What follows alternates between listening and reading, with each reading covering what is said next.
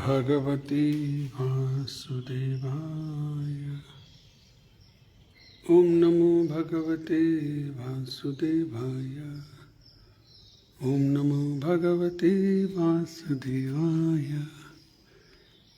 नारायणं नमस्कृत्य नरं चैव नरोत्तमं देवीं सरस्वतीं व्यासं ततो जयमुदीरये। नष्टप्रायेषु अभद्रेषु नित्यं भागवत सेवया भगवती तं श्रुति भक्ति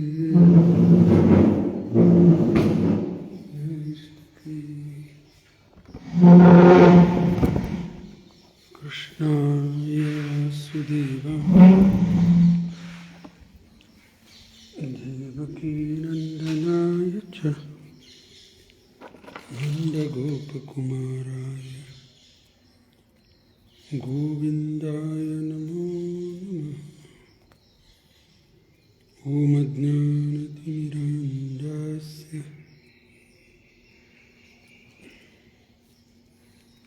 ज्ञानाञ्जनशलाकया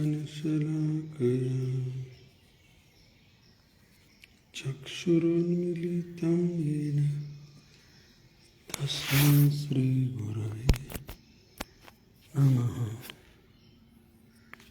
मूकं करोति वाचालं पङ्गुं लङ्घयते गिरिं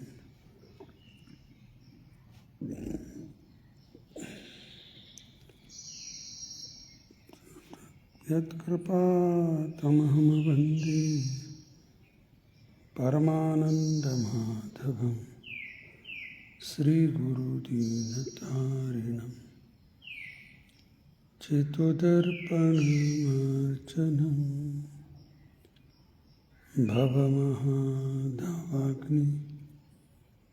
निर्वापणं श्रेयः कैरव चन्द्रिका वितरणं विद्यावधू जीवनम् आनन्दाम्बुधिवर्धनं प्रतिपदं पूर्णामृतस्वादनं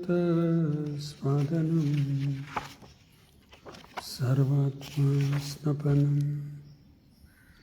परं विजयते श्रीकृष्णसङ्कीर्तनं।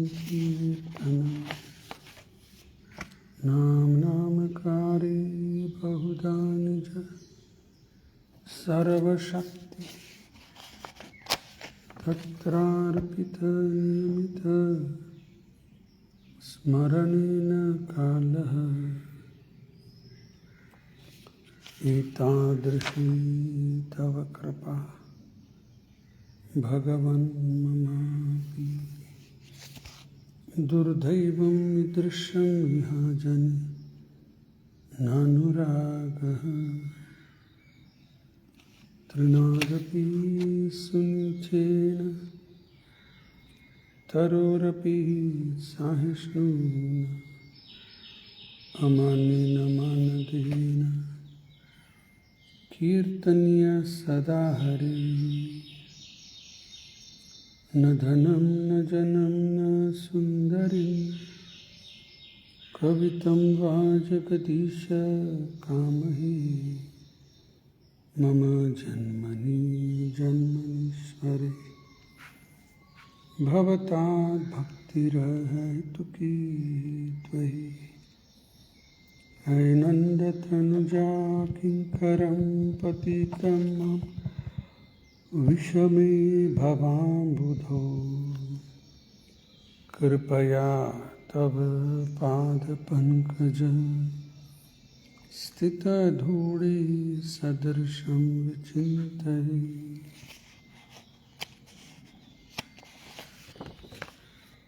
नयनं गलदश्रुधारया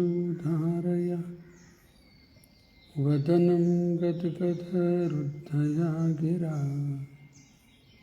पुलकैर्निचित्तं वक्कदा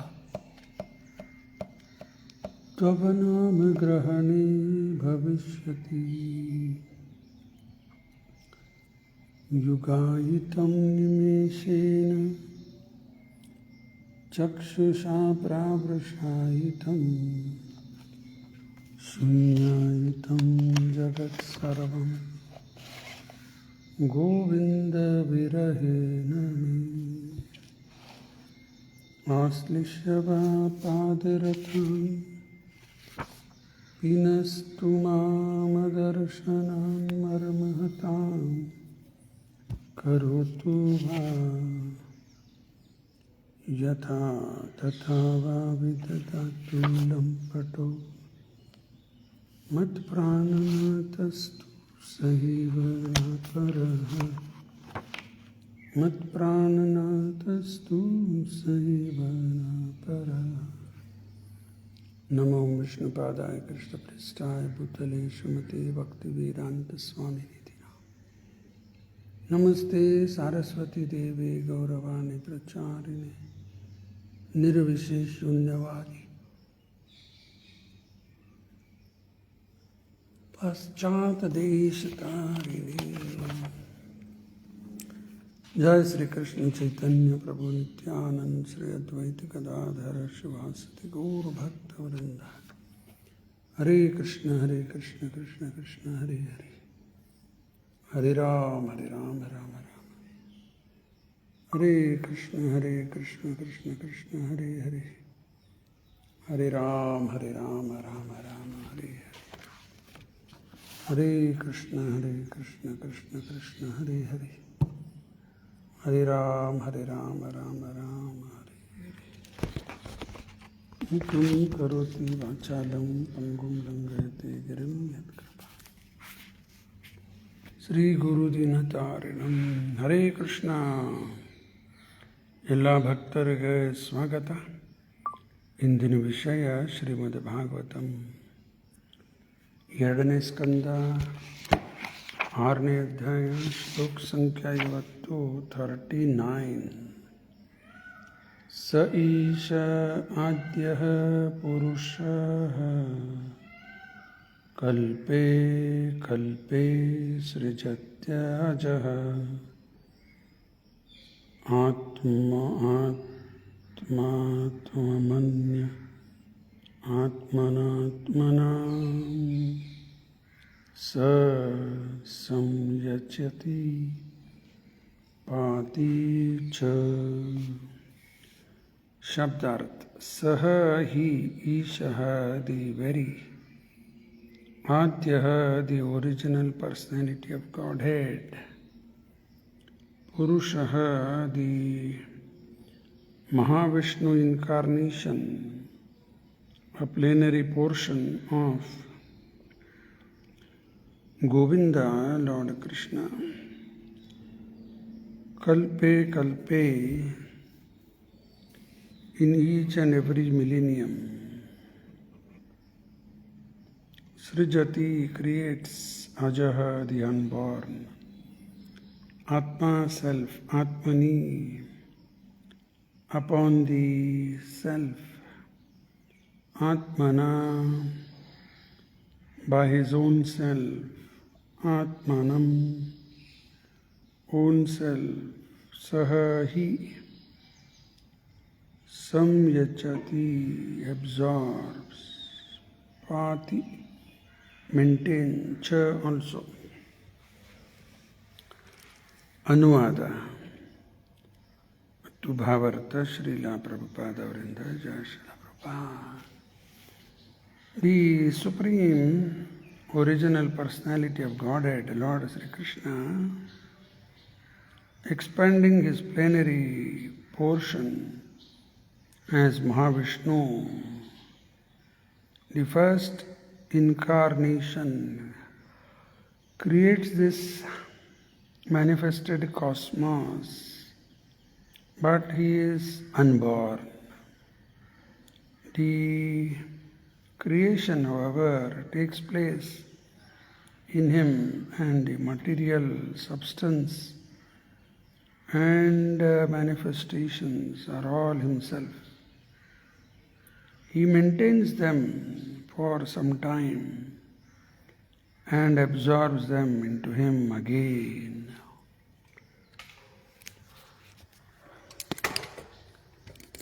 ಬ್ರಹ್ಮದೇವರು ಉಪದೇಶ ಮಾಡಿದ್ದು ನಾರದರ ಪ್ರಶ್ನೆಗೆ ಉತ್ತರ.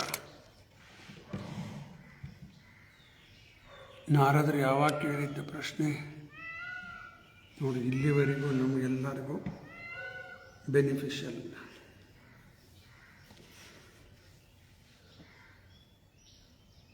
ಇಲ್ಲೇ ಮೊದಲೇದು the supreme original personality of Godhead Lord Shri Krishna. ಆದ್ಯ ಅಂದ್ರೆ the original personality of Godhead. ಗೋವಿಂದಂ ಆದಿಪುರುಷಂ ಪ್ರೈಮೇಬಲ್ ಲಾರ್ಡ್. ದೇವರು ಒಬ್ಬನೇ, ನೋ ಕನ್ಫ್ಯೂಷನ್. ದೇವರು ಒಬ್ಬನೇ, ಗಾಡ್ ಸಿಂಗ್ಯುಲರ್. ಡೆಮಿಗಾಡ್ಸ್ ಬೇಕಾದಷ್ಟು ಜನ. ಮತ್ತು ಈ ಮೊನ್ನೆ ಇನ್ನೊಂದು ಶಬ್ದ ಬಂತು, ಸೆಮಿಗಾಡ್ಸ್ ಅಂತೇಳಿ. ಚಾರಣ, ಗಂಧರ್ವ, ಇವರೆಲ್ಲ ಸೆಮಿ ಡೆಮಿಗಾಡ್ಸ್ ಇದ್ದಂಗೆ. ಇರಲಿ, ಅವು ಎಲ್ಲ ಲೆಕ್ಕನೇ ಇಲ್ಲ, ಅವ್ರು ಎಷ್ಟಿದ್ದಾರೆ. ದೇವರು ಮಾತ್ರ ಒಬ್ಬನೇ. ನಮ್ಮ ಕಲ್ಪನಾ ಒಳಗೆ ಒಬ್ಬನೇ ಅಂದರೆ ಏನು ಅನ್ನಿಸ್ತದ? ನನಗೆ ಯಾರಿದ್ದಾರೆ, ಒಬ್ಬನೇ ಇದ್ದೀನಿ, ಹಂಗಲ್ಲ. ದೇವರು ಒಬ್ಬನೇ ಅಂದರೆ ಅವನ ಜೊತೆ ಎಲ್ಲರೂ ಬಂದ್ರೆ ಅವನೊಳಗೆ ಎಲ್ಲ ಬ್ರಹ್ಮಾಂಡ ಅವನ ಒಳಗೆ, ಎಲ್ಲ ಜೀವ ಅವನ ಒಳಗೆ, ಅವನದೇ ಅಂಶ, ಎಲ್ಲ ಅವತಾರ, ಎಲ್ಲ ಶಕ್ತಿ, ಲಕ್ಷ್ಮಿ ಆಗಲಿ, ಪಾರ್ವತಿ, ಎಲ್ಲ ಶಕ್ತಿಯು, ಬಹಿರಂಗ ಶಕ್ತಿ, ಅಂತರಂಗ ಶಕ್ತಿ. ನಾವೆಲ್ಲ ಜೀವ, ತಟಸ್ಥ ಶಕ್ತಿ. ಒಬ್ಬನೇ ಅಂದರೆ ಆಲ್ ಇನ್ಕ್ಲೂಸಿವ್. ಎಲ್ಲರೂ ಬಂದ್ವಿ ಅದರೊಳಗೆ, ಎಲ್ಲ ಬಂತು. ಆದರೆ ಒರಿಜಿನಲ್ ಅವನಿಂದ ಎಲ್ಲ, ಅಷ್ಟೇ ವಿಚಾರ ಮಾಡಬೇಕು. ಬ್ರಹ್ಮ ಸಂಹಿತಾದಲ್ಲಿ ಒಂದು ಉದಾಹರಣೆ ಕೊಡ್ತಾರಲ್ಲ, ಬ್ರಹ್ಮದೇವರೇ, ಇದು ಬ್ರಹ್ಮದೇವರು ಹೇಳಿದ್ದೆ. ಅಲ್ಲಿ ಬ್ರಹ್ಮ ಸಂಹಿತಾದಾಗ ಏನು ಬರ್ತದೆ? ದೀಪಾರ್ಚಿರೇವ ಹಿ ದಶಾಂತರಂ ಅಭ್ಯುಪೇತ್ಯ ದೀಪಾಯತೆ ವಿವರ್ತ ಹೇತು ಸಮಾನ ಧರ್ಮ ಯಸ್ದಾದ್ರಗೇವ ಹಿ ಚ ವಿಷ್ಣುತಯಾ ವಿಭಾತಿ ಗೋವಿಂದಂ ಆದಿಪುರುಷಂ ತಮಹಂ ಭಜಾಮಿ. ಒಂದು ದೀಪದಿಂದ ಲಕ್ಷಾಂತರ ದೀಪ ಹಚ್ತಾರೆ. ಎಲ್ಲ ದೀಪ ಅಷ್ಟೇ ಸಮಾನ ಧರ್ಮ. ಹಂಗ ಭಗವಂತಂದು ಅನೇಕ ಅವತಾರ, ಎಲ್ಲರೂ ಅಷ್ಟೇ ಪವರ್ಫುಲ್, ಎಲ್ಲರೂ ಭಗವಾನ್, ಎಲ್ಲರೂ ಷಡ್ಐಶ್ವರ್ಯ ಪೂರ್ಣ. ಆದ್ರೆ ಅದರಲ್ಲೇ ಒರಿಜಿನಲ್ ದೀಪ ಗೋವಿಂದ. ಅದಕ್ಕೆ ಲಾರ್ಡ್ ಶ್ರೀ ಕೃಷ್ಣ ಮುಂದೇನು ಮಾಡ್ತಾನೆ? Expanding his plenary portion as Mahavishnu. Plenary portion, ವಿಸ್ತಾರದ ವಿಸ್ತಾರ, ಅದು ಮಹಾವಿಷ್ಣು. The first incarnation. ಏನಿದು ಫಸ್ಟ್ ಇನ್ಕಾರ್ನೇಷನ್ ಅಂದರೆ ಪುರುಷ ಅವತಾರ. ಅದರಲ್ಲೇ 3: ಮಹಾವಿಷ್ಣು ಅಥವಾ ಕಾರಣದಕ್ಷಾಯ ವಿಷ್ಣು, ಅದೇ ಸೇಮ್. ಆಮೇಲೆ ಗರ್ಭದಕ್ಷಾಯ ವಿಷ್ಣು, ಶಿರೋದಕ್ಷಾಯ ವಿಷ್ಣು. ಅದಕ್ಕೆ the first incarnation creates this manifested cosmos, but he is unborn. Created. ಇದು ಯಾವಾಗ ಕ್ರಿಯೇಟ್ ಅಂತ ಬರ್ತದ, ಕ್ಲಿಯರ್ ಇಟ್ಕೊಂಡ್ಬಿಡ್ರಿ. ಇದು ಭೌತಿಕ ಜಗತ್ತಿಗೆ ಸೀಮಿತ. ಇದು ಆಧ್ಯಾತ್ಮಿಕ ಜಗತ್ತಿಗಲ್ಲ. ಕ್ರಿಯೇಟ್ ಅಂದ್ಕೊಳ್ಳೆ ಭೌತಿಕ. This manifested cosmos, but he is unborn. ಅಜಃ. ಶ್ಲೋಕದಲ್ಲೇ ಬಂದದಲ್ಲ, ಅಜಃ, ಅನ್ಬಾರ್ನ್. ಆಯ್ತಾ? ಈ ಒಂದು ಪಾಯಿಂಟ್ ಇಲ್ಲಿ ನಾವು ನೆನಪು ಮಾಡ್ಕೋಬೇಕೀಗ. ಗೀತೆಯಲ್ಲಿ 4ನೇ ಅಧ್ಯಾಯ 6ನೇ ಶ್ಲೋಕದಲ್ಲಿ ಕೃಷ್ಣ ಏನು ಹೇಳ್ತಾನಲ್ಲಿ? ಅಜೋಪಿ ಸನ್ನವ್ಯಯಾತ್ಮ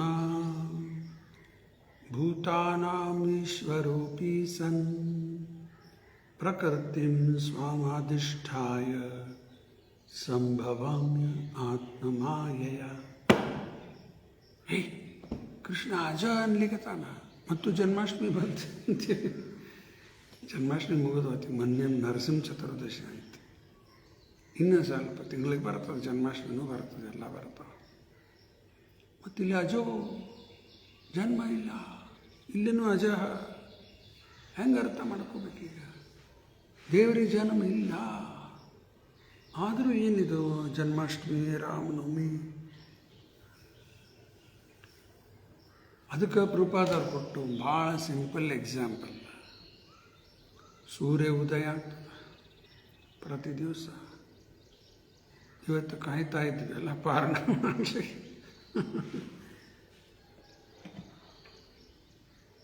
ಸೂರ್ಯ ಉದಯ ಆಗ್ತದೆ ಪೂರ್ವದ ಕಡೆ, ಆದ್ರೆ ಆ್ಯಕ್ಚುಲಿ ಉದಯ ಆಗ್ತದೆ ಇಲ್ಲ. Always sun is always there. ಸೂರ್ಯ ತನ್ನ ಸ್ಥಾನದಾಗಿದ್ದೇ ಇರ್ತಾನೆ. ಈ ಜಗತ್ತು ತಿರುಗ್ತಾ ಇರೋದಕ್ಕೆ ನಮಗೆ ಹಗಲ ರಾತ್ರಿ ಎಲ್ಲ ಆಗ್ಲಿಕ್ಕೆ. ಹಂಗೆ ಭಗವಂತ ಪ್ರಕಟ ಆಗೋದು ಅಪ್ರಕಟ ಆಗೋದು ಅಂದ್ರೆ ಸೂರ್ಯ ಉದಯ ಮತ್ತು ಸೂರ್ಯಾಸ್ತ ಇದ್ದಾನೆ. ಸೂರ್ಯ ಇದ್ದೇ ಇರ್ತಾನೆ, ಇಲ್ಲಾಸ್ತ ಆದರೆ ಇನ್ನೊಂದು ಕಡೆ ಕಾಣತಿರ್ತಾನೆ. ಆ ರೀತಿ ದೇವರದು ಅವತಾರ ಇಲ್ಲಿ ಪ್ರಕಟ ಆಗೋದು ಮತ್ತು ಅಪ್ರಕಟ. ಅದಕ್ಕೆ ಅವ ಆ್ಯಕ್ಚುಲಿ ಅನ್ಬಾರ್ಡ್. ಆಯಿತಾ? ಇನ್ನೊಂದು ಪಾಯಿಂಟ್ ಕ್ಲಿಯರ್ ಮಾಡಬೇಕು. ಯಾಕಂದ್ರೆ ಪ್ರಭುಪಾದವರು ಇದನ್ನೇ ಎಕ್ಸ್ಪ್ಲೇನ್ ಮಾಡ್ಯಾರ. ಜೀವಾತ್ಮಗೂ ಅಜೋ ನಿತ್ಯ ಶಾಶ್ವತೋ ಅಯಂ ಪುರಾಣೋ ನ ಹನ್ಯತೆ ಹನ್ಯಮಾನಿ ಶರೀರೇ. 2ನೇ ಅಧ್ಯಾಯದಲ್ಲಿ ಕೃಷ್ಣ ಏನದು? ಅಜೋ ನಿತ್ಯ ಶಾಶ್ವತೋ ಅಯಂ ಪುರಾಣೋ ನ ಹನ್ಯತೆ ಹನ್ಯಮಾನಿ ಶರೀರೇ. ಶರೀರ ನಾಶ ಆಗಿ ಹೋಗ್ತದೆ, ಆತ್ಮ ಏನು ಆಗುವುದಿಲ್ಲ. ಆತ್ಮನೂ ಅಜ, ಭಗವಂತನೂ ಅಜ, ಎಲ್ಲ ಒಂದ. ನ ಜಾಯತೆ ಮ್ರಿಯತೆ ವಾ ಕದಾಚಿತ್ ನಾಯಂ ಭೂತ್ವಾ ಭವಿತಾ ವಾ ನ ಭೂಯಃ ಅಜೋ ನಿತ್ಯಃ ಶಾಶ್ವತೋ ಅಯಂ ಪುರಾಣೋ ನ ಹನ್ಯತೆ ಹನ್ಯಮಾನಿ ಶರೀರೇ. ಒಂದೇ ಪಾಯಿಂಟ್ ಚರ್ಚೆ ಮಾಡೋದು. ದೇವರಿಗೂ ಕೃಷ್ಣಗೂ ಅಜ ಅಂತ ಹೇಳಿದ, ಆತ್ಮದು ಅಜ ಅಂತ, ಜನ್ಮನೇ ಇಲ್ಲ. ಮತ್ತು ನಾವ್ಯಾಕೆ ಇಲ್ಲಿ ಮತ್ತೆ ಹುಟ್ಟು ಬರ್ಲಿಕ್ಕತ್ತೀವಿ? ನೋಡಿ, ಇದೇ ನಮಗೆ ಅವನಿಗೆ ವ್ಯತ್ಯಾಸ. ಆ ಭಗವಂತ ತನ್ನ ಸ್ವ ಇಚ್ಛೆಯಿಂದ ತನ್ನ ದಿವ್ಯ ಶರೀರದಿಂದ ಪ್ರಕಟ ಆಗಿಬಿಡ್ತಾನೆ. ಇಂಥದ್ದಲ್ಲ. ನಮಗೆ ಮಾಡಿದ ಕರ್ಮಾನುಸಾರ ಕರ್ಮಣ ದೈವ ನಿದ್ರೆ ಮತ್ತೆ ಜನ್ಮ ತಗೋಬೇಕಾಗ್ತದೆ. ಇದು ಒಂದು ನಮಗೆಲ್ಲರಿಗೂ ಒಂದು ಫೋರ್ಸ್ ಕೆಲಸ ಮಾಡ್ಲಿಕ್ಕತ್ತದ. ಜನ್ಮ ಆಯಿತು, ಮುಪ್ಪು ಬ್ಯಾಡ ಅಂದ್ರೂ ಬರ್ಲಿಕ್ಕತ್ತದ, ರೋಗ ಬ್ಯಾಡ ಅಂದ್ರೂ ಬರ್ತದೆ, ಕಡೆಗೆ ಸಾವು ಬಂದೇ ಬರ್ತದೆ. ಸತ್ತ ಮೇಲೆ ಮತ್ತೆ ಹುಟ್ಟು ಬರಬೇಕು. ಇದು ಕಂಟಿನ್ಯೂ ಫೋರ್ಸ್.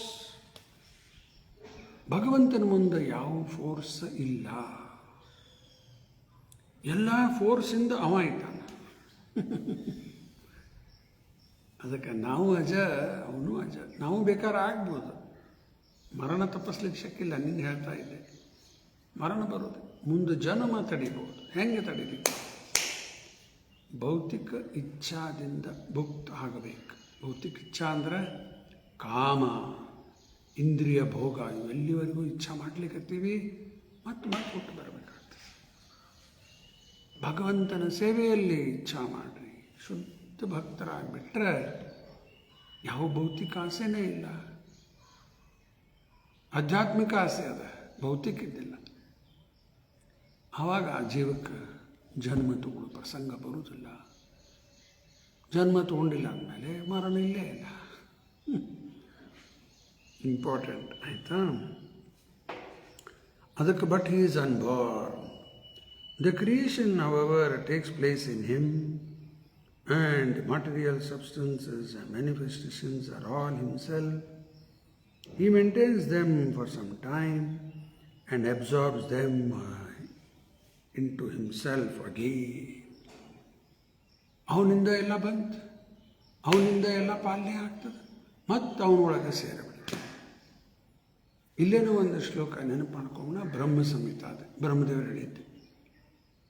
ಅಗ್ನಿರ್ಮಹಿ ಗಗನಂ ಅಂಬು ಮರುದ್ದಿಶಶ್ಚ ಕಾಲಸ್ತಥಾತ್ಮಮನಶೀತಿ ಜಗತ್ರಯಾನಿ ಯಸ್ಮಾದ್ಭವಂತಿ ವಿಭವಂತಿ ವಿಶಂತಿ ಯಚ್ಚ ಗೋವಿಂದಂ ಆದಿಪುರುಷಂ ತಮಹಂ ಭಜಾಮಿ. ಅಗ್ನಿ, ಮಹಿ ಅಂದ್ರೆ ಮಣ್ಣು, ಅಗ್ನಿರ್ಮಹಿ ಅಂಬು ನೀರು, ಅಗ್ನಿರ್ಮಹಿ ಗಗನಂ ಅಂಬು ಮರುದ್ದಿಶ. ಅಗ್ನಿರ್ಮಹಿ ಗಗನಂ ಅಂಬು, ಗಗನಂ ಅಂದ್ರೆ ಆಕಾಶ, ಅಂಬು ಅಂದ್ರೆ ನೀರು, ಮರುದ್ ಅಂದ್ರೆ ಗಾಳಿ, ದಿಶಶ್ಚ ಡೈರೆಕ್ಷನ್, ಕಾಲ ಟೈಮ್, ಕಾಲ ಸತಾತ್ಮ ಆತ್ಮ ಮನಸ್ಥಿತಿ ಮನಸ್ಸು, ಜಗತ್ರಯಾಣಿ ಮೂರು ಲೋಕ. ಯಾವ ಮೂರು ಲೋಕ? ಅಪ್ಪರ್ ಮಿಡಲ್ ಲೋವರ್ ಮೂರು ಲೋಕ. ಜಗತ್ರಯಾಣಿ ಯಸ್ಮಾತ್ ಭವಂತಿ ವಿಭವಂತಿ ವಿಶಂತಿ. ಎಲ್ಲ ಅವನಿಂದೇ ಬಂತು, ಅವನಿಂದೇ ಪಾಲನೆ ಆಗ್ತದೆ, ಮತ್ತು ಅವನೊಳಗೆ ಸೇರಿಬಿಡ್ತದೆ. ಇದಕ್ಕೆ ಭಾಳ ಸಿಂಪಲ್ ಎಕ್ಸಾಂಪಲ್ ಭಾಳ ಸರಿ ಕೊಟ್ಟೀನಿ. ಮಣ್ಣಿನ ಗಡಿಗೆ ತೊಗೊಂಡು ಹೋಗ್ತಿರ್ತಾರೆ ಮನೆಗೆ, ಬ್ಯಾಸಿಗೆ ಒಳಗೆ ನೀರು ಹಾಕಿಡ್ತಾರೆ, ತಂಪಾಗ್ತದೆ. ಈಗ ಮಣ್ಣಿನ ಗಡಿಗೆ ಉದಾಹರಣೆ ನೋಡಿ, ಹೆಸರಿಂದ ಮಣ್ಣಿನ ಗಡಿಗೆ ಮನೆಗೆ ತೊಗೊಂಡು ಬಂದ್ವಿ, ಮಣ್ಣಿಂದ ತಯಾರಾಗಿದೆ. ಎಲ್ಲಿಡ್ತೀವಿ ಅದು? ಎಲ್ಲಿಟ್ಟು ಮತ್ತು ಭೂಮಿ ಮೇಲೆ ಅದ, ಟೇಬಲ್ ಮೇಲೆ ಇಡ್ರಿ, ಎಲ್ಲ ಇಡ್ರಿ, ಮತ್ತು ಭೂಮಿ ಮೇಲೆ ಅದ. ತಯಾರಾಗಿತ್ತು ಮಣ್ಣಿಂದ, ಅದು ರೆಸ್ಟ್ ಆಗ್ತಾ ಇರೋದು ಭೂಮಿ ಮೇಲೆ. ಮತ್ತು ಒಂದು ದಿವಸ ಏನಾಗ್ತದೆ? ಮುರಿದು ಹೋಗ್ಬಿಡ್ತದೆ. ಮುರಿತಂದ್ರೆ ಮಣ್ಣೆಲ್ಲ ಮತ್ತು ಮಣ್ಣಾಗ ಹೋಗ್ತದೆ. ಈ ಉದಾಹರಣೆ ಎಲ್ಲ ಅವನಿಂದೇ ಬಂತು, ಅವನಿಂದೇ ಪಾಲನೆ, ಮತ್ತು ಅವನೊಳಗೆ ಸೇರಿಬಿಡ್ತದೆ. ಆಯಿತಾ? ಇನ್ನು ಪ್ರಭುಪಾದವರು ತಾತ್ಪರ್ಯದಲ್ಲಿ ಏನು ತಿಳಿಸ್ತಾರೆ ನೋಡೋಣ. ಒಂದು ಸ್ವಲ್ಪ ದೊಡ್ಡದ ಓದಿ ಮುಗಿಸ್ಲಿಕ್ಕೆ ಪ್ರಯತ್ನ ಮಾಡೋಣಂತ. The creation is not different from the Lord, and still he is not in the creation. This is explained in Bhagavad Gita 9.4 as follows. Maya tatam idam sarvam jagat avyakta murtina matstani sarva bhutani nachaham teshva avastitaha. The impersonal conception of the absolute truth is also a form of the Lord called Avyakta Murti. Murti means form.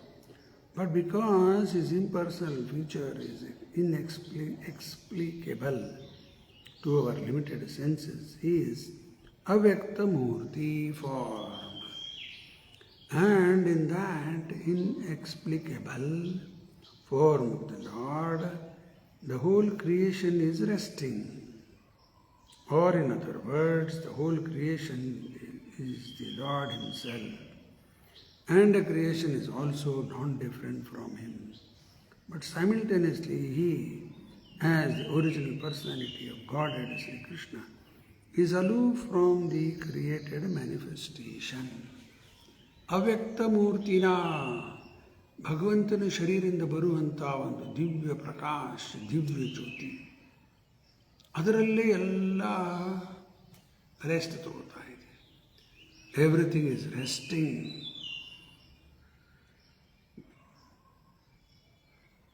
And the whole creation is resting. Or in other words, the whole creation is the Lord himself. ಅವನಿಂದೇ ಬಂದದ, ಇದರಲ್ಲಿ ಅವ್ಯಕ್ತ ಮೂರ್ತಿನ ಒಳಗೆ rest ಮಾಡ್ತಾ ಇದೆ.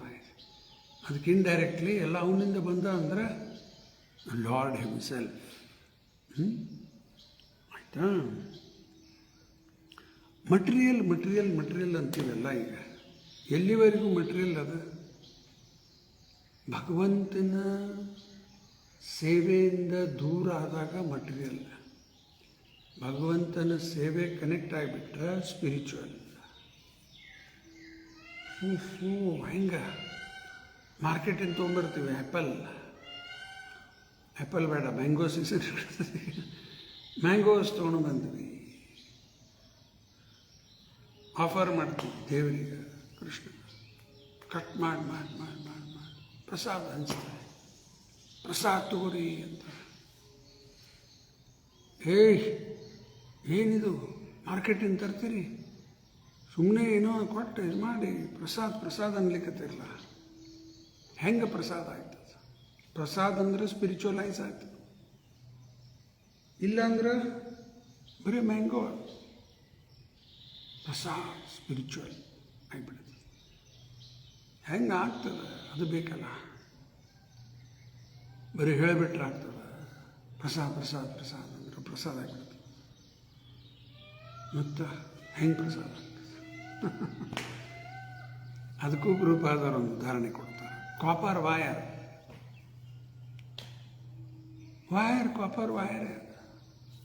ಸಾಕೆಟ್ದ ಹಾಕಿದ ಕೂಡಲೇ electrified. ಎಲ್ಲಿದ electric? ತೋರಿಸ್ರಿ, ಮುಟ್ಟು ನೋಡ್ರಿ, ಕೈ ಮುಟ್ಟು, ಶಾಕ್ ಹೊಡಿತು ನೋಡ್ರಿ. ಕಾಪರ್ ವೈರ್ ಸಾಕೆಟ್ದಾಗ ಹೋಗಿ ಎಲೆಕ್ಟ್ರಿಫೈಡ್ ಆಗಿಬಿಡುತ್ತೆ. ಹಂಗೆ ಮಾರ್ಕೆಟಿಂದ ತಂದ್ವಿ ಅಥವಾ ಮನೆಯಾಗ ಗಿಡದಾಗಿಂದಾಗಿದ್ದ ಹಣ್ಣು ತೊಗೊಂಡು ನಿವೇದ್ಯ ಮಾಡಿದ್ವಿ, ಅದು ಸ್ಪಿರಿಚುವಲೈಸ್, ಅದು ಎಲೆಕ್ಟ್ರಿಫೈಡ್, ಇದು ಸ್ಪಿರಿಚುವಲೈಸ್ಡ್. ಅದು ಮುಟ್ಟು ನೋಡ್ರಿ, ಇದು ತಿಂದು ನೋಡ್ರಿ, ಬದಲಿ ಶುರು ಆಗಿಬಿಡುತ್ತೆ. ಅದಕ್ಕೆ ಎಲ್ಲ ಮಟೀರಿಯಲ್ಲ ಎಲ್ಲಿವರೆಗೂ ಕೃಷ್ಣನ ಸೇವೆಯಲ್ಲಿಲ್ಲ, ಮಟೀರಿಯಲ್ ಕನೆಕ್ಟ್ ಆಗ್ಕೊಳ್ಳೆ ಸ್ಪಿರಿಚುವಲ್. ದೊಡ್ಡ ಶ್ರೀಮಂತರಿದ್ದಾರೆ, ಕೋಟಿ ಸಾವಿರಾರು ಕೋಟಿ ರೂಪಾಯಿ ಬಂಗಾರ ಬೆಳ್ಳಿ, ಕೆ ಜಿ ಗಟ್ಟಲೆ ಬಂಗಾರ ಬೆಳ್ಳಿ, ಅದೆಲ್ಲ ಮಾಯ. ರಾವಣ ಕಡೆನೂ ಹಂಗೆ ಇತ್ತು. ಅದು ಲಕ್ಷ್ಮಿ ಅಲ್ಲ, ಅಲ್ಲಿ ಮಾಯಾ. ರಾವಣ ಹಾರಣ ಮಾಡ್ಕೊಂಡು ಹೋಗಿದ್ದು ಯಾವುದು? ಮಾಯಾ ಸೀತಾ, ಒರಿಜಿನಲ್ ಅಲ್ಲ. ಅದೇ ಯಾವಾಗ ಅಲ್ಲಿಂದ ಬಿಡುಗಡೆ ಆಗಿ ರಾಮನ ಸೇವೆಯಲ್ಲಿ ಬರ್ತದೆ, ಕೃಷ್ಣನ ಸೇವೆಯಲ್ಲಿ ಬರ್ತಾಳೆ, ಅದು ಲಕ್ಷ್ಮಿ ಆಗಿಬಿಡ್ತಾಳೆ. ಇಮ್ಮಿಡಿಯೇಟ್ಲಿ ಲಕ್ಷ್ಮಿ. ಇಲ್ಲ, ಅಲ್ಲೇ ಮಾಯಾ ಸೀತಾ, ಮಾಯಾ ಲಕ್ಷ್ಮಿ. ಇಷ್ಟದ ಅಷ್ಟದ ಹಂಗದ ಹಿಂಗದ ಎಲ್ಲ ಮಾಯ. ಅದಕ್ಕೆ ರಾವಣ ಈ ರೀತಿ ಮಟೀರಿಯಲ್ ಅಸೆಟ್ಸ್ ಪ್ರಾಸ್ಪೆರಿಟಿ ರಾವಣ ಅಂತ. Vibhishana spiritual asset. ನಾವೇನಾಗಬೇಕಾಗಿದೆ? ರಾವಣಗತೆ ಆಗೋಣ, ವಿಭೀಷಣಗತೆ ಆಗೋಣ. ವಿಭೀಷಣಗತೆ ಭಕ್ತಿ ಸೇವೆಯಲ್ಲಿ ಈ ಸಂಪತ್ತು ಬೆಳೆಸಬೇಕು. ಮುಂದೆ ನೋಡೋಣ.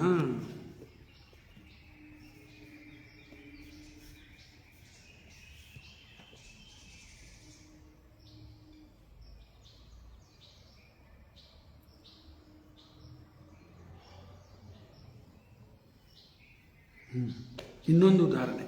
ಈಗ ಇಂಪರ್ಸನಲ್ ನಿರಾಕಾರವಾದಿಗಳಿದ್ದಾರೆ, ಅವರು ಹೇಳೋದು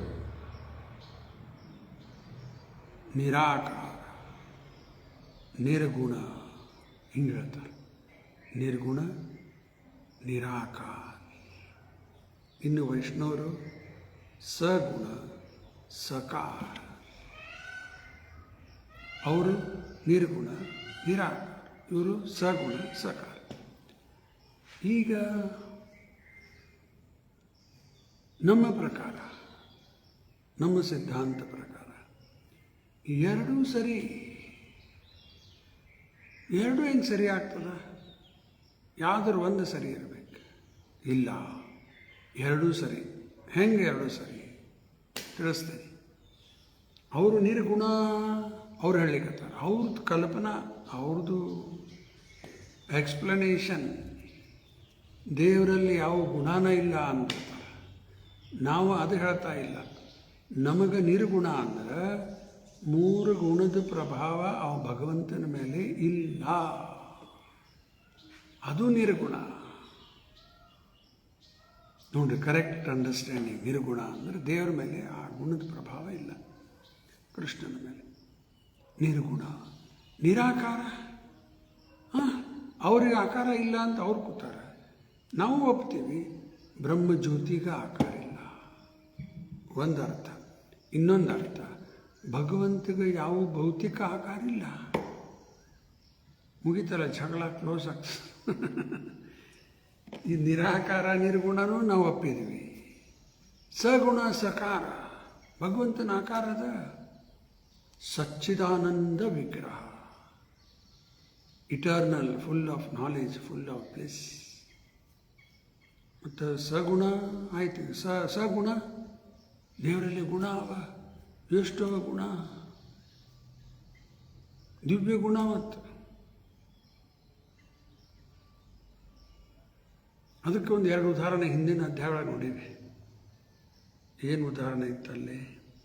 ಅನಂತ ಶೇಷ ತನ್ನ ಅನಂತ ಮುಖದಿಂದ ಅನಂತ ಕಾಲವರೆಗೂ ಭಗವಂತನ ಗುಣಗಾನ ಮಾಡ್ತಾ ಇರ್ತಾರೆ. ಅದು ಮುಗಿತಾ ಇಲ್ಲ, ಆ ಒಂದು ದಿವ್ಯ ಗುಣ.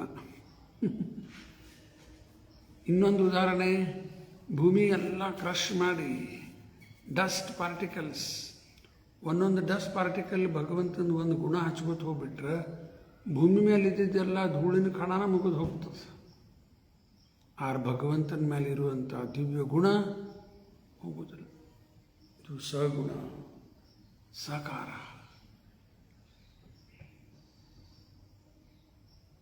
ಅದಕ್ಕೆ ಇಲ್ಲಿ ಪರ್ಫೆಕ್ಟ್ ಅಂಡರ್ಸ್ಟ್ಯಾಂಡಿಂಗ್ ಬೇಕು. ಸಗುಣ ಸಕಾರ. ಆಮೇಲೆ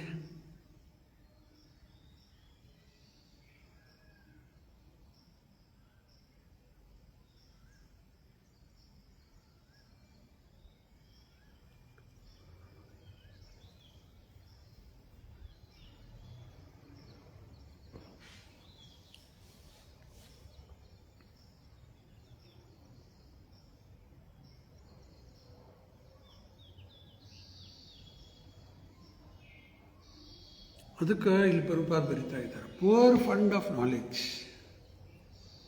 ಪೂರ್ಣ ಜ್ಞಾನ ಇಲ್ಲ ಅಂದ್ರೆ ಈ ರೀತಿ ಇದೇ ಕರೆ ಅನ್ಕೋತ ಕೂತ್ಬಿಡ್ತಾರೆ. ನಿರಾಕಾರನೇ ಇಲ್ಲ. ಕೆಲವರ ಜ್ಯೋತಿತನ ಬಂದಾರ, ಅದನ್ನು ಸಾಕ್ಷಾತ್ಕಾರ ಮಾಡ್ಯಾರ, ಅದೇ ಎಲ್ಲ ಅಂತ ಕೂತ್ಬಿಡ್ತಾರೆ. ಅದು ಎಲ್ಲಿಂದ ಬರ್ಲಿಕ್ಕತ್ತದ? ಅದರ ಸೋರ್ಸ್ ಯಾರಿದ್ದಾರೆ? ಈಗಾಗಲೇ ಹೇಳಿದ ಶ್ಲೋಕ 9.4 ಗೀತೆಯಲ್ಲಿ ತಾನೇ ಹೇಳಲಿಕ್ಕೆ, ಎಲ್ಲ ನನ್ನಿಂದ ಬರಲಿ. ಭಗವಂತ ಕೃಷ್ಣ. ಅದಕ್ಕೆ ಹಾಫ್ ನಾಲೆಜ್ ಇವ್ರದೆಲ್ಲ, ಫುಲ್ ನಾಲೆಜ್ ಇಲ್ಲ, ಪುವರ್ ಫಂಡ್ ಆಫ್ ನಾಲೆಜ್. ಅದಕ್ಕೆ ಗುರು ಶಿಷ್ಯ ಪರಂಪರೆ ಇತ್ತಂದ್ರೆ ಮಾತ್ರ ಸರಿ ಎಲ್ಲ ಅರ್ಥ ಆಗ್ತದೆ.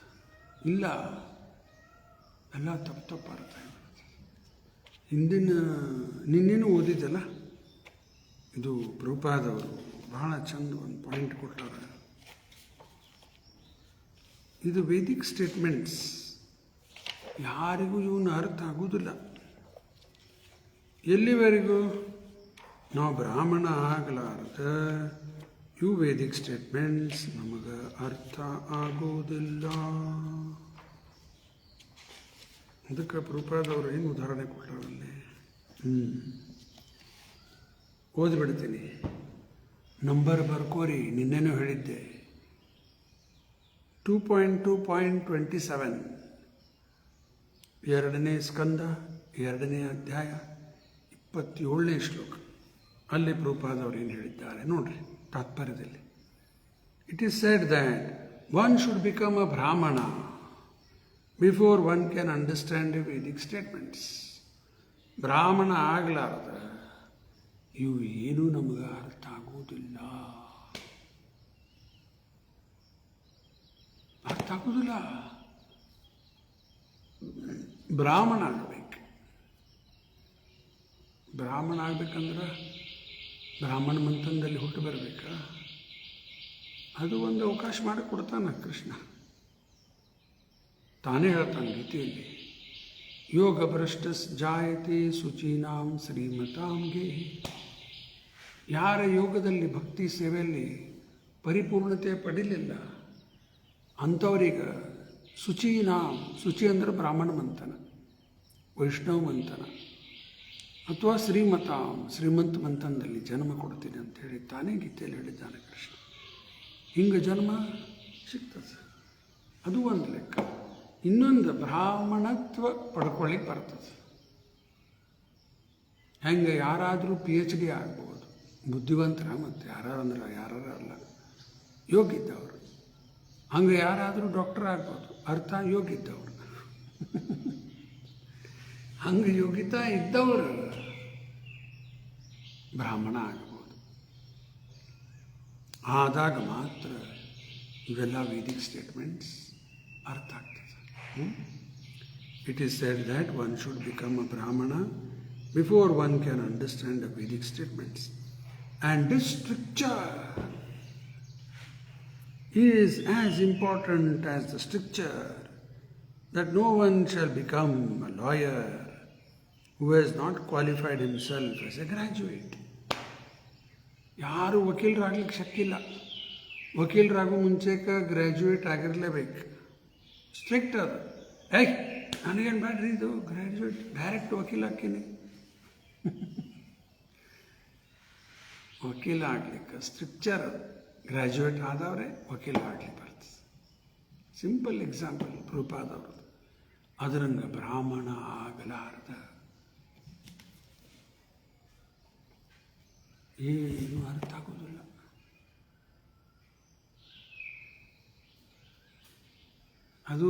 ಅದಕ್ಕೆ ಕೆಲವರು ಬರೀ ಬ್ರಾಹ್ಮಣರಿಗೆ ಮಾತ್ರ ಅದ ಅಂತಾರೆ. ಅವ್ರು ಹೇಳೋದು ಒಂದು ಲೆಕ್ಕ ಜಾತಿಯಿಂದ ಹೇಳಲಿಕ್ಕತ್ತಾರೆ. ಪ್ರಭುಪಾದವ್ರು ಬರಿತಾ ಇದ್ದಿದ್ದು ಕ್ವಾಲಿಫಿಕೇಷನಿಂದ. ಓನ್ಲಿ ಅ ಬ್ರಾಹ್ಮಣ ಕ್ಯಾನ್ ಅಂಡರ್ಸ್ಟ್ಯಾಂಡ್ ದ ಸ್ಕ್ರಿಪ್ಚರ್ಸ್. ಆವಾಗ ಅರ್ಥ ಆಗ್ಲಿಕ್ಕೆ ಹತ್ತು ಬಿಡುತ್ತದೆ. ಮತ್ತು ನಾವೆಲ್ಲ ತಿನ್ನಬಾರ್ದೆಲ್ಲ ತಿನ್ನುವುದು, ಕುಡಿಯೋದು, ಕೆಟ್ಟ ಎಲ್ಲ ಮಾಡ್ಕೋತ ಇದು ಹಿಡ್ಕೊಂಡು ಕೂತು ಓದ್ತೀವಂದ್ರೆ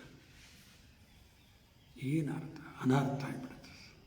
ಅದು ಬರ್ದಾರೆ ಇಲ್ಲಿ ಮುಂದೆ. Such stricture is not an impediment in the path. Vedic knowledge is misinterpreted by those who are not qualified brahmanas. ನೋಡ್ರಿ, ಈಗ ತಮಿಳ್ನಾಡು ಚೆನ್ನೈ ಒಳಗೆ ಯಾವನೋ ಒಬ್ಬ ಹೆಸರು ನೆನಪಿಲ್ಲ ನನಗೆ, ಮೊದಲಿಂದ ಅಡ್ಡ ಮಾತಾಡ್ತಿದ್ದ. ಸನಾತನ ಬ್ಯಾನ್ ಮಾಡಬೇಕು, ಅದು ಮಾಡಬೇಕು, ಏನೇನೋ ಮಾತಾಡೋದು. ಈಗೂ ಮತ್ತೆ ಮಾತಾಡೋದು ಸನಾತನ ಧರ್ಮ. ಯಾಕೆ ಮಾತಾಡ್ಲಿಕ್ಕತ್ತಾರ ಅವ್ರಂಗೆ? ಯಾಕೆ? ಇಲ್ಲಿ ಕೊಟ್ಟೇ ಬಿಟ್ಟಾರೆ. ಇಲ್ಲಿ Vedic knowledge is misinterpreted by those who are not qualified ಬ್ರಾಹ್ಮಣ ಇಲ್ಲವ. ಅದಕ್ಕೆ ಇದು ಒಂದು ವೈರಸ್ ಅದ, ಹಂಗದ, ಹಿಂಗೆ ಏನೇನೋ ಹೇಳತ್ತಿರ್ತಾರೆ. ನನಗೂ ನೆನಪಿಲ್ಲ ಶಬ್ದ ಎಲ್ಲ. ಇದು ಬ್ಯಾನ್ ಮಾಡಬೇಕು, ಸನಾತನ ಹುಚ್ಚ ಬರ್ತಾ ಬಿಟ್ಟ. ಏನು ಗೊತ್ತಿಲ್ಲ, ಸುಮ್ಮನೆ ಇರಬೇಕು. ಹಾಫ್ ನಾಲೆಜ್ ಏನೇನೇನೇನೋ ಮಾತಾಡ್ತಾ ಹೋಗ್ಬಿಡ್ತಾರೆ. ಇವೆಲ್ಲ ಬರೀ ಕಾಲ್ಪನಿಕ ಇವು ಅಂತ ತಿಳ್ಕೊಂಡು ಕೂತಾರೆ. ಶಾಸ್ತ್ರದಲ್ಲಿದ್ದಷ್ಟು ನಾಲೆಜ್ ಎಲ್ಲೂ ಇಲ್ಲ. ವೇದದಾಗ ಎಲ್ಲ ಆಲ್ ಇನ್ಕ್ಲೂಸಿವ್. ಅವ ಎಲ್ಲೇ ಓದ್ತಾನ, ಹಿಂಗೆ ಮ್ಯಾಲಿಂದ ಏನೇನೋ ಕತಿ ಪತಿ ಕೇಳ್ತಾನ.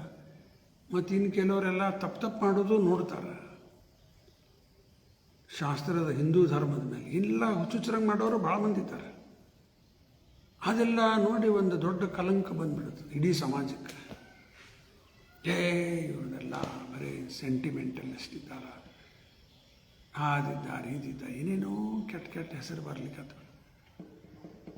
ಅದು ತಪ್ಪದ, ಕೆಲವೆಲ್ಲ ಮಾಡೋದು ತಪ್ಪದ. ಆದ್ರೆ ಇದು ತಪ್ಪು, ಇನ್ನೊಂದು ಸರಿ ಬೇಕಲ್ಲ. ಎಲ್ಲ ತಪ್ಪಿಲ್ಲ, ಸರಿ ಇದ್ದಿದ್ದದ, ಸರಿ ಮಾಡೋರು ಇದ್ದಾರೆ. ಶಾಸ್ತ್ರ ಜ್ಞಾನ ಬೇಕು, ಸರಿಯಾಗಿ ತಿಳ್ಕೊಂಡು ಮಾಡಬೇಕು. ಅದಕ್ಕೆ Vedic knowledge is misinterpreted by those who are not qualified brahmana. A qualified Brahmana is one who has undergone strict training under the guidance of a bona fide spiritual master. ಸರಿ ಟ್ರೈನಿಂಗ್ ಆಗ್ಬೇಕು ಬ್ರಾಹ್ಮಣಂದ. ಬರೀ ಒಂದು ಜನವಾರ ಹಾಕೊಂಡ್ಬಿಟ್ರೆ ಆಯ್ತಾ? ಈಗ ಮುಂಜುವಿ ಅಂತಾರ, ಮುಂಜುವಿ ಮಾಡೋದ್ರೆ ಸುಮ್ಮನೆ ನಾಮಕೆ ವಾಸ್ತೆ ಆಗಿಬಿಟ್ಟ. ಥ್ರೆಡ್ ಸೆರೆಮನಿ ಅಂತಾರೆ, ಮತ್ತು ಉಳ್ಳಾಗಡ್ಡಿ ಬೆಳ್ಳುಳ್ಳಿ ಹಾಕಿದ್ದು ತಿನ್ಲಿಕ್ಕೆ ಪ್ಯಾಂಟ್ ಶರ್ಟ್ ಹಾಕಿ ನಿಲ್ಲಿಸ್ಬಿಡ್ತಾರೆ ಹುಡುಗನ್ನ. ಎಲ್ಲ ಕೆಟ್ಟೋಗ್ಯಾಸ, ಬರೇ ಶೋ.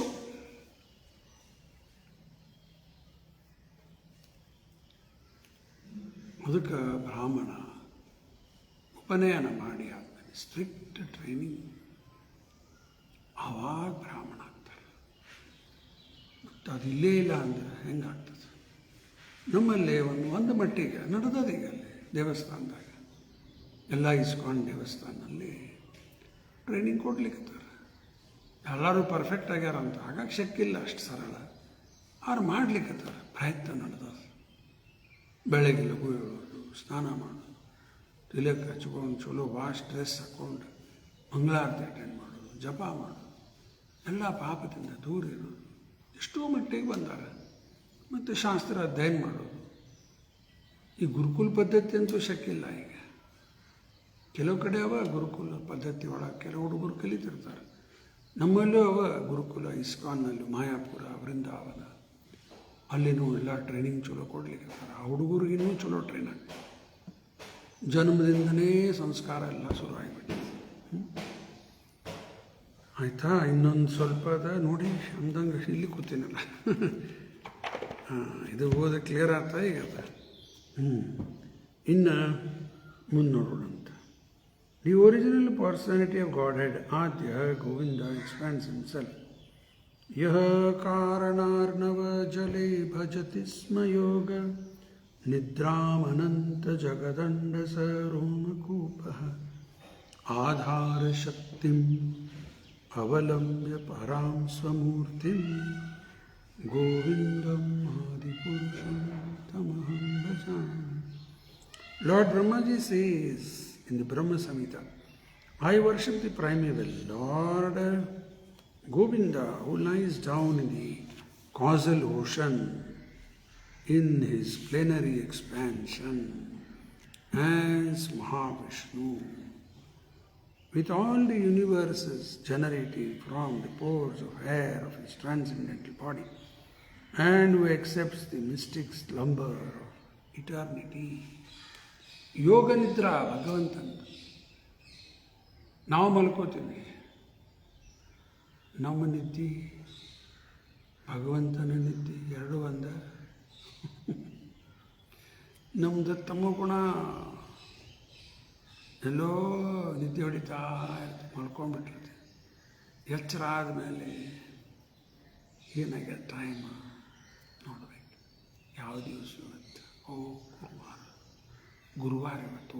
ಒಂದೊಂದು ನೆನಪಾಗ್ತದೆ ನಾವು. ಯಾಕೆ? ತಮ್ಮ ಗುಣ ನಮ್ಮ ನಿದ್ದೆ. ಎಚ್ಚರ ಆದಮೇಲೆ ಒಂದೊಂದು ನೆನಪು ಮಾಡ್ಕೋಬೇಕು. ಮಲಗಿಬಿಟ್ಟಿರ್ತೀವಿ, ಗೊತ್ತೂ ಇಲ್ಲ ಎಲ್ಲಿ ಮಲಗಿವಿ. ಪ್ರವಚನ ಹಾಲ್ನಲ್ಲಿ ಮಲ್ಕೊಂಡಿರ್ತೀವಿ. ಕುಡಿಸೋದು ಇಲ್ಲಿ ಮಲಗಿನ. ನಮ್ಮ ನಿದ್ದೆ ಭಗವಂತನ ನಿದ್ದೆ ಭಾಳ ವ್ಯತ್ಯಾಸ. ಅವನು ಯೋಗ ನಿದ್ರೆ. ಇಂಥ ಶರೀರ ಇಲ್ಲೇ ಇಲ್ಲ ಅಂತ ನಮಗೆ ಬೇಕಿಲ್ಲಲ್ಲ. ಆಹಾರ, ನಿದ್ರೆ, ಭಯ, ಮೈತು ಇವೆಲ್ಲ ಬಾಡಿಲಿ ಡಿಮ್ಯಾಂಡ್ಸ್. ಅವನಿಗಿಂಥ ಶರೀರೇ ಇಲ್ಲ, ಮತ್ತು ಇಂಥ ಡಿಮ್ಯಾಂಡ್ಸ್ ಇರಾಕ ಶಕ್ಯ ಇಲ್ಲ. So this Mahavishnu is the first incarnation in the creation, and from him the universes are generated. ಆಯಿತಾ? ಈ ಕಾರಣದಕ್ಷ ವಿಷ್ಣು ಏನು ಮಾಡ್ತಾರೆ, ಅಥವಾ ಮಹಾವಿಷ್ಣು ಉಸಿರು ಹೊರಗೆ ಬಿಟ್ಟಾಗ, ಕಾರಣ ಸಮುದ್ರ ಅದು, ಇಂಗ್ಲೀಷ್ದಾಗ ಕಾಸಲ್ ಓಷನ್. ಉಸಿರು ಹೊರಗೆ ಬಿಟ್ಟಾಗ ಇವೆಲ್ಲ ಬ್ರಹ್ಮಾಂಡ ಪ್ರಕಟ ಆಗ್ತದೆ. ಉಸಿರು ಹೊರಗೆ ಬಿಟ್ಟಾಗ ಬ್ರಹ್ಮಾಂಡ ಪ್ರಕಟ ಆಗ್ತದೆ. ಎಷ್ಟು? ಒಂದು, ಎರಡು? ಅಸಂಖ್ಯಾತ ಬ್ರಹ್ಮಾಂಡ ಪ್ರಕಟ ಆಗ್ತಾವೆ. ಎಲ್ಲ ಸುಮ್ಮನೆ ಏನಾರ ಹೇಳಬೇಡ್ರಿ ಅಂತಾರೆ. ಉಸುರು ಹೊರ ಬಿಟ್ಟರೆ ಹಂಗೆ ಬರ್ಲಿಕ್ಕೆ ಶಕ್ಯ ಅದ. ಇದೆಲ್ಲ ಕೆಲವು ಕಾಲ್ಪನಿಕ ಅನ್ನಿಸ್ತದೆ. ಭಾಳ ವರ್ಷದಿಂದ ನಾನು ಜಗನ್ನಾಥಪುರಿಗೆ ಹೋಗಿದ್ದೆ. ಅಲ್ಲಿ 2 ರಥಯಾತ್ರೆ ಆಗ್ತದೆ. ಒಂದು ಸೀದಾ ರಥಯಾತ್ರೆ, ಇನ್ನೊಂದು ಉಲ್ಟಾ ರಥಯಾತ್ರೆ. ಈ 2 ಅಟೆಂಡ್ ಆಗಿನಿ ನಾನು. ಪ್ರಭುಪಾದರ ಕೃಪೆ, ಜಗನ್ನಾಥನ ಕೃಪೆ, ಒಟ್ಟು ಅಟೆಂಡ್ ಆಗಿ ಸೀದಾ ರಥಯಾತ್ರೆನೂ ಆದೆ. ಉಲ್ಟಾ ರಥಯಾತ್ರೆಗೂ ಒಂದ್ಸರಿ ಹೋಗಿದ್ದೆ. ಇದು ಉಲ್ಟಾ ರಥಯಾತ್ರೆ. ಉಲ್ಟಾ ಅಂದ್ರೆ ಆ ಗುಂಡಿಚಾ ದೇವಸ್ಥಾನದಿಂದ ಮತ್ತು ಮೇನ್ ಟೆಂಪಲ್ಗೆ ಹೊಳೆ ಬಂದ್ಬಿಡ್ತಾನೆ. ಅದು ಒಂದು ರಥಯಾತ್ರೆ. ಈಗ ಒಂದ್ಸರಿ ಇದು ಉಲ್ಟಾ ರಥಯಾತ್ರೆ ಹೋದಾಗ ಆ ಜಗನ್ನಾಥನ ರಥದ ಮುಂದೆ ಸುಮ್ಮನೆ ನಿಂತೀವಿ ನಾವು. ಹಿಂಗೆ ಹಿಂದಿಂದ ಬಬಲ್ಸ್ ಬರ್ಲಿಕ್ಕತ್ತು. ಇಲ್ಲಿ ಹುಯ್ ಸಣ್ಣ ಸಣ್ಣ ಬರು ಟಪ್ ಟಪ್ ಟಪ್. ಹಿಂದೆ ಹೊಳೆ ನೋಡಿದ್ರೆ ಒಬ್ಬ ಹುಡುಗ ಸೋಪ್ ವಾಟರ್ ಮಾಡ್ಲಿಕ್ಕತ್ತಾನ, ಬಬಲ್ ಬರ್ಲಿಕ್ಕೆ. ಆವಾಗ ನಂಗೆ ಅನ್ನಿಸ್ತು, ಈ ಹುಡುಗ ಒಂದು ಸೋಪ್ ವಾಟ್ರಿಂದ ಬಬಲ್ಸ್ ಕ್ರಿಯೇಟ್ ಮಾಡ್ಲಿಕ್ಕತ್ತಾನ, ಪ್ರಕಟ ಆಗ್ತಾವೆ ಟಪ್ ಟಪ್ ಟಪ್. ಮತ್ತಿನ್ನು ದೇವರು ಹೊರಗೆ ಉಸಿರು ಬಿಟ್ಟಾಗ ಬ್ರಹ್ಮಾಂಡ ಪ್ರಕಟ ಆಗಿದೆ. ಅದೇನು ಸುಳ್ಳಾಗ್ತದೆ ನೋಡ್ರಿ. ಎಲ್ಲ ನಮಗೆ ಶಕ್ಯ ಇಲ್ಲ. ನಾವು ಸೋಪ್ ವಾಟರಿಂದ ಇಷ್ಟ ಮಾಡ್ಬೋದು. ಆ ಭಗವಂತ ಉಸಿರು ಹೊರಗೆ ಬಿಟ್ಟಾಗ ಎಲ್ಲ ಬ್ರಹ್ಮಾಂಡ ಪ್ರಕಟ. ಪ್ರತಿ ಬ್ರಹ್ಮಾಂಡದಲ್ಲಿ ಮತ್ತು ಒಳಗೆ ಪ್ರವೇಶ ಮಾಡ್ತಾನೆ. ಅದೇ ಗರ್ಭದಕ್ಷಾಯ ವಿಷ್ಣು. ಆ ಗರ್ಭದಕ್ಷಾಯ ವಿಷ್ಣು ನಾಭಿದಿಂದ ಬ್ರಹ್ಮದೇವರು ಹುಟ್ಟು ಬರ್ತಾರೆ. ಮತ್ತೊಂದು ವಿಷ್ಣು ರೂಪ ತಗೋತಾನೆ, ಅದು ಕ್ಷೀರೋದಕ್ಷಾಯ ವಿಷ್ಣು. ಒಟ್ಟು 3 ವಿಷ್ಣು. ಕಾರಣದಕ್ಷಾಯ ವಿಷ್ಣು ಅಥವಾ ಮಹಾವಿಷ್ಣು, 2ನೇದು ಗರ್ಭದಕ್ಷಾಯ ವಿಷ್ಣು, 3ನೇದು ಕ್ಷೀರೋದಕ್ಷಾಯ ವಿಷ್ಣು. ಇದೇ ಪರಮಾತ್ಮ. ಆಯಿತಾ?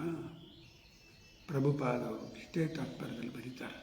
ಈ 3 ವಿಷ್ಣು ಬಗ್ಗೆ ಸರಿಯಾಗಿ ಯಾರು ಅರ್ಥ ಮಾಡಿಕೊಂಡ್ರೆ ಅವರಿಗೆ ಮೋಕ್ಷ ಸಿಗ್ತದೆ ಅಂತ ಬರಬಾರಲ್ಲ. ಲಿಬರೇಷನ್. ಅದಕ್ಕೆ ಇವೆಲ್ಲ ದೇವ್ರ ಬಗ್ಗೆ ತಿಳ್ಕೊಳ್ಳಿಕ್ಕೆ ಏನು ದಾರಿ ಏನದ? ಬ್ರಹ್ಮದೇವರ ಹಿಂದೆ ಹೇಳಿಬಿಟ್ಟಾರ, ಬರೀ ಅನನ್ಯ ಭಕ್ತಿ ಸೇವಾ. ಭಕ್ತ್ಯಾತ್ವನನ್ಯಯಾ ಶಕ್ಯ ಅಹಂ ಏವ ವಿದೋ ಅರ್ಜುನ ಜ್ಞಾತುಂ ದೃಷ್ಟುಂ ಚ ತತ್ವೇನ ಪ್ರವೇಷ್ಟುಂ ಚ ಪರಂತಪ. 11.54. ಆಮೇಲೆ ನೋಡ್ಕೋರಿ. ಈಗ ಹೇಳಿದಿಷ್ಟು ಲಾಸ್ಟ್ ಪಾಯಿಂಟ್. ಇವೆಲ್ಲ ಗರ್ಭದಕ್ಷ ವಿಷ್ಣು ತನ. ಇನ್ನು 9.7 ಇದು ಒಂದು ಶ್ಲೋಕ ಹಾಕ್ಯಾರ ಇಲ್ಲಿ. ಸರ್ವಭೂತಾನಿ ಕೌಂತೆಯ ಪ್ರಕೃತಿಂ ಯಾಂತಿ ಮಾಮಿಕಾಂ ಕಲ್ಪಕ್ಷೈ ಪುನಸ್ತಾನಿ ಕಲ್ಪಾಧೋ ವಿಸೃಜಾಮ್ಯ ಅಹಂ. ಇದಷ್ಟು ಓದಿ ಮುಗಿಸ್ಬಿಡ್ತೀನಿ, ಟೈಮ್ ಆಗಿ ಹೋಗ್ಯದ. O son of Kunti, when the kalpa or the duration of life of Brahma is ended, then all the created manifestations enter into my prakriti. ಬ್ರಹ್ಮದೇವ್ರದ್ದು 100 ವರ್ಷ ಆಯುಷ್ಯ ಮುಗಿದ ಮೇಲೆ ಬ್ರಹ್ಮದೇವರು ಸತ್ತೋಗ್ತಾರ. ಅವ್ರಿಗೆ ಮೋಕ್ಷ. ನಾವು ಸತ್ಯ ಅವರು ಸತ್ರ ಹಂಗಿಲ್ಲ, ಅವ್ರಿಗೆ ಮೋಕ್ಷ ಆಗಿಬಿಡ್ತದೆ. ಆವಾಗ ಎಲ್ಲ ಭಗವಂತನಲ್ಲಿ ಮತ್ತೆ ಸೇರಿಬಿಡುತ್ತದೆ. ಆ ಬ್ರಹ್ಮದೇವರ ಜೊತೆಗೆ ಯಾರ್ಯಾರು ಯೋಗ್ಯ ಇದ್ದಾರೆ ಎಲ್ಲರೂ ಮೋಕ್ಷಕ್ಕೆ ಹೋಗ್ತಾರೆ. ಯೋಗ್ಯ ಇಲ್ದವರು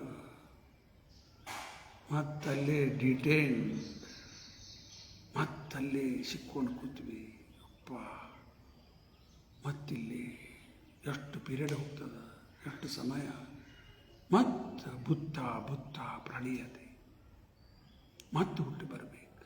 ಎದಕ್ರಿಪ್ಪ? ಮತ್ತು ಸಾಯ್ಲಿಕ್ಕೆ. ಇದೇ ಕಂಟಿನ್ಯೂ ಮಾಡ್ಕೋತ ಹೋಗೋಣ. ಹಾಕೋತ ಬಂದದ್ದು ಇಲ್ಲಿವರೆಗೂ ಕೋಟಿ ಜನ್ಮ ಕಳೆದೀವಿ. ಇನ್ನು ಸೀರಿಯಸ್ನೆಸ್ ಬೇಕು. ಇದು ಮತ್ತಿಲ್ಲಿ ಹುಟ್ಟಿ ಬರಬಾರದು. ಮುಕ್ತಿ ಹಿತ್ವಾ ಅನ್ಯಥಾ ರೂಪಂ ಸ್ವರೂಪೇನ ವ್ಯವಸ್ಥಿತಿ. ಮುಕ್ತಿ ಅರ್ಥ ಏನೀಗ? ಹಿತ್ವ ಅಂದ್ರೆ ಬಿಟ್ಟುಬಿಡು. ಏನು ಬಿಟ್ಟುಬಿಡೋದು? ಇಂಥ ಶರೀರ ತಗೊಳ್ಳೋದು ಯಾವಾಗ ಬಂದ್ ಮಾಡ್ತೀವಿ? ಅನ್ಯತಾ ರೂಪ. ಮತ್ತು ನಮ್ಮ ಆತ್ಮದ ಸ್ವರೂಪ ಅದ ಭಗವಂತನ ನಿತ್ಯ ಕೃಷ್ಣ ದಾಸ್, ಅದೇ ಆತ್ಮದ ಸ್ವರೂಪ. ಅದ್ರಾಗ ಯಾವಾಗ ಫಿಕ್ಸ್ ಆಗಿಬಿಡ್ತೀವಿ ಮತ್ತು ಜನ್ಮ ಇಲ್ಲೇ ಇಲ್ಲ, ಅದೇ ಮೋಕ್ಷ. ಯಾವಾಗ ಜನ್ಮ ಬರುವುದಿಲ್ಲ? ಭೌತಿಕ ಆಸೆಯಿಂದ ಮುಕ್ತರಾಗಬೇಕು. ಮತ್ತು ಎಲ್ಲಿವರೆಗೂ ಮತ್ತೆ ಆಸೆ ಮಾಡ್ಕೊತಾ ಇರ್ತೀವಿ, ಭೋಗದ ಆಸೆ, ಮೋಕ್ಷ ಸಿಗೋದು ಶಕ್ಯ ಇಲ್ಲ. ಅದಕ್ಕೆ ಇವೆಲ್ಲ ಅನ್ಯಾಭಿಲಾಷಿತ ಶೂನ್ಯಂ. ಕೇಳಿ ಕೇಳಿ ಕೇಳಿ ಚೇಂಜ್ ಆಗಬೇಕು. ಬರೀ ಕೇಳೋದಾಯ್ತು, ಮುಂದೆ ಮತ್ತು ಹಂಗೆ ಮಾಡ್ಕೋತ ಹೋಗ್ಬೇಡ್ರಿ. ಭಾಳ ಡೇಂಜರ್. ಆ ಡೇಂಜರಿಂದ ನಾವು ಪಾರಾಗೋಣಪ್ಪ ಅಂದ್ರೆ ಇವೆಲ್ಲ ನಾವು ಸರಿ ಫಾಲೋ ಮಾಡಬೇಕು. ಗೀತೆಯಲ್ಲಿ ಇನ್ನೊಂದು ಶ್ಲೋಕ ಅದಷ್ಟು ಹೇಳಿ ನೋಡ್ಲಿಕ್ಕತ್ತೀನಿ ಅದನ್ನು. ಅಶ್ರದ್ಧಾನ ಮುನಯೋ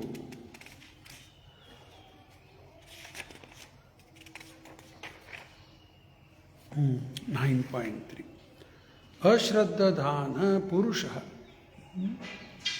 ಧರ್ಮಸ್ಯಾಸ್ಯ ಪರಂತಪ ಅಪ್ರಾಪ್ಯ ಮಾಂ ನಿವರ್ತಂತೆ ಮೃತ್ಯು ಸಂಸಾರ ವರ್ತಮನಿ.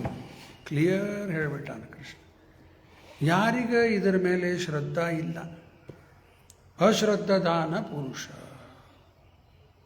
ಧರ್ಮಸ್ಯಾಸ್ಯ ಪರಂತಪ, ಇದ್ರ ಮೇಲೆ ಶ್ರದ್ಧಾ ಇಲ್ಲ, ಮಾಡ್ಲಿಕ್ಕತ್ತಾನ, ಕೇಳ್ತಾನ, ಏನೋ ಹೇಳ್ತಾರೆ ತೋರಿ ಸುಮ್ಮನೆ ಕೇಳ ಹೋಗ್ಬಿಡ್ತಾರೆ. ಈ ರೀತಿ ಶ್ರದ್ಧಾ ಇಲ್ಲ. ಅಶ್ರದ್ಧಾನ ಪುರುಷ ಧರ್ಮಸ್ಯಾಸ್ಯ ಪರಂತಪ ಅಪ್ರಾಪ್ಯ ಮಾಂ ನಿವರ್ತಂತೆ, ನನ್ನ ಕಡೆ ಅವರು ಬರುವುದಿಲ್ಲ. ಅಪ್ರಾಪ್ಯ ಮಾಂ, ನಾನು ಸಿಗುವುದಿಲ್ಲ ಅವರಿಗೆ.